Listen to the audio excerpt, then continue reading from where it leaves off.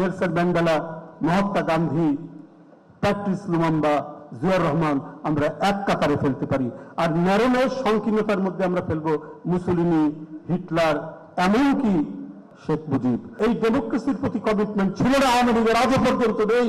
ওরা বাকশাল করেছে, খবরের কাগজ বন্ধ করেছে, রাজনৈতিক দল বন্ধ করেছে, কথা বলার অধিকার বন্ধ করেছে এবং সেই গুণের সংস্কৃতির চর্চা তারা করেছে। জাতীয়তাবাদের একটা শত্রু মিত্র আছে, এর যেমন বন্ধু পক্ষ আছে, শত্রু পক্ষ আছে।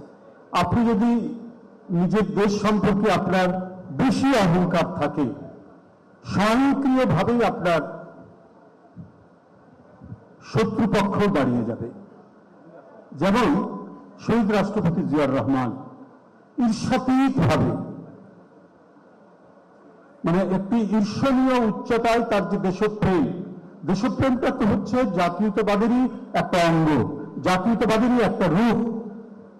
এই যে তার যে দেশপ্রেম, এই দেশপ্রেমের কারণে তিনি একজন মহান জাতীয়তাবাদী, আর মহান জাতীয়তাবাদী হওয়ার কারণেই তার শত্রুপক্ষ বেড়ে গেল।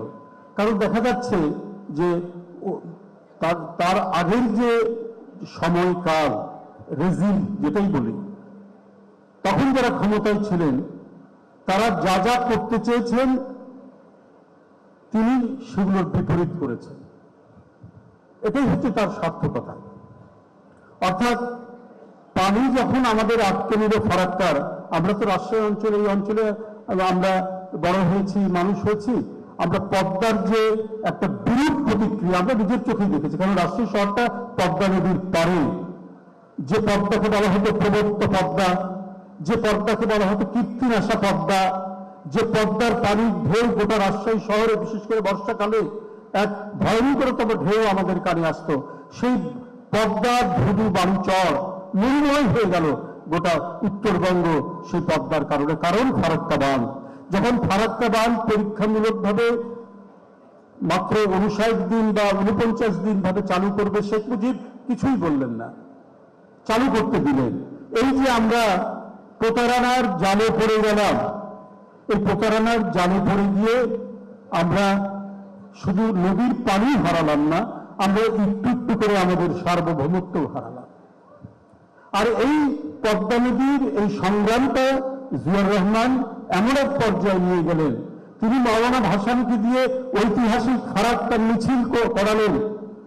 একেবারে তাজসাত নামে চাঁপাইনবাবগঞ্জের সর্বশেষ, বাংলাদেশের সর্বশেষ সীমানায় বিশাল ঐতিহাসিক মিছিল। কিন্তু এটার প্যাট্রোলাইজার কে ছিলেন? পৃষ্ঠপোষক ছিলেন জিয়াউর রহমান। সামনে নেতৃত্ব দিয়েছেন অশীতিপর বৃদ্ধ আরেক জাতীয়তাবাদী নেতা মাওলানা ভাসানী। তো এই কারণে তো জিয়াউর রহমান টার্গেটে পরিণত হলেন। শুধু তাই নয়, জাতিসংঘে তিনি নিয়ে গেলেন এই দাবিটা যে আমরা ন্যায্য পাওনা পাচ্ছি না, নদীর পানির ন্যায্য হিস্সা আমাদের দিতে হবে। এই যে তার একটি কঠিন কণ্ঠস্বর সারা পৃথিবী শুনল, জিয়াউর রহমান টার্গেটে পড়ে গেলেন। এটাই বলে জাতীয়তাবাদী নেতা। তার একটা নমুনা হচ্ছে জিয়াউর রহমান। জিয়াউর রহমান বিখ্যাত শুধু বাংলাদেশের জাতীয়তাবাদ দিয়ে নয়, জিয়াউর রহমান বিখ্যাত বহুদলীয় গণতন্ত্র দিয়ে। কারণ গণতন্ত্রের মানে হিউম্যান ডেমোক্রেসির একটা অন্যতম আবেদন আছে, আমি আমার পাশের লোককে, তার মতামতকে আমি সহ্য করব, দূরের মানুষের মতামতকে সহ্য করব, এবং অন্য মানুষকে ক্রিটিসাইজ করার আমার অধিকার আছে, ওই লোকের আমাকে ক্রিটিসাইজ করার অধিকার আছে। এইভাবে ওপেননেস তৈরি হয়, এইভাবে উদারতা তৈরি হয়।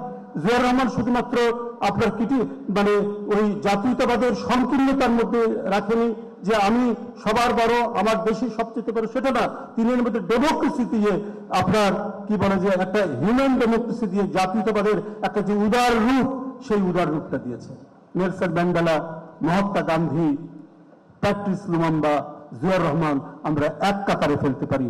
আর ন্যারোনেস সংকীর্ণতার মধ্যে আমরা ফেলবো মুসলিনি, হিটলার, এমনকি কথাটি কি বলবো আরেকজনে করতে পারে, যেটা বিশ্লেষণ করেছে চমৎকার ভাবে আব্দুল হাই সিকদার, শেখ মুজিব। ওই যে বলে গেলেন তোরা সব বাঙালি হয়ে যা মানবেন্দ্রনাথ লারবাকে, ওইটা হচ্ছে ন্যারো ন্যাশনালিজম, ওইটাই হচ্ছে সংকীর্ণ ন্যাশনালিজম। এই কারণে তার ডেমোক্রেসির প্রতি যে আন্তরিকতা, কমিটমেন্ট, এই ডেমোক্রেসির প্রতি কমিটমেন্ট ছিল না আওয়ামী লীগের, আজও পর্যন্ত নেই। ওরা বাকশাল করেছে, খবরের কাগজ বন্ধ করেছে, রাজনৈতিক দল বন্ধ করেছে, কথা বলার অধিকার বন্ধ করেছে, এবং সেই গুমের সংস্কৃতির চর্চা তারা করেছে ৭২-এর পর থেকে, এবং ২৪শে জুলাই পর্যন্ত যখনই ক্ষমতা এসছে তখনই তারা এই ঘৃণ্য, এই একদলীয় শাসন, এই সংকীর্ণ ফ্যাসিবাদ তারা কায়েম করেছে। কারণ তাদের মধ্যে গণতন্ত্রের যে একটা হিউম্যানিটেরিয়ান দিক, একটা উদারনৈতিক দিক, একটা লিবারেল দিক, এই লিবারেল দিকটা তারা কখনোই রপ্ত করেনি বলে তাদের ন্যাশনালিজমটা আজকে সমাদৃত নয়। বাংলাদেশি জাতীয়তাবাদটা সমাদৃত, কারণ এটা এমন একটি বিস্তৃত আসন যে আসনের মধ্যে সবাই বসতে পারে।